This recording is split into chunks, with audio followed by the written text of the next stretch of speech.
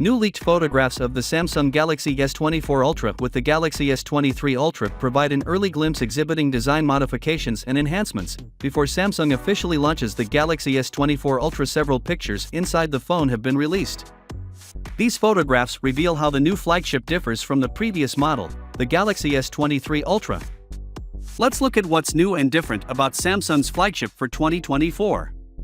These pictures were given by a tipster dubbed Ice Universe, and they indicate improvements in the design and offer us a preview of the device's anticipated features. The leaked pictures reveal that the Galaxy S24 Ultra has some minor but visible design modifications, especially that the speaker opening at the bottom appears different and that there are now two speaker and mic openings at the top rather than just one as previously.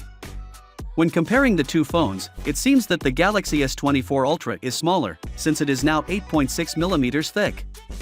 The bottom speaker now has a sleek strip-like pill-shaped design.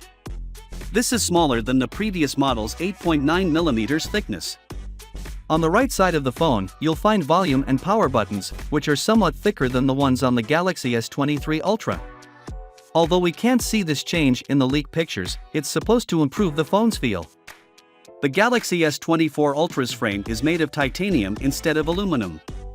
Also, the S Pen, the phone's pen, has a new design at its base. It's flatter now and blends in more easily with the phone's body when placed inside the phone. When it comes to the Galaxy S24 Ultra's frame, it's supposed to be constructed of titanium rather than aluminum.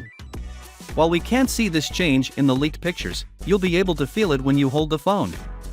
The person who shared these pictures also mentioned some phone details, like how large the battery is and how many megapixels the main camera has. Surprisingly, these things will not change from the Galaxy S23 Ultra. In fact, many of the technical specifications will remain the same in Samsung's new Galaxy S phones, which may disappoint fans who are hoping for significant improvements.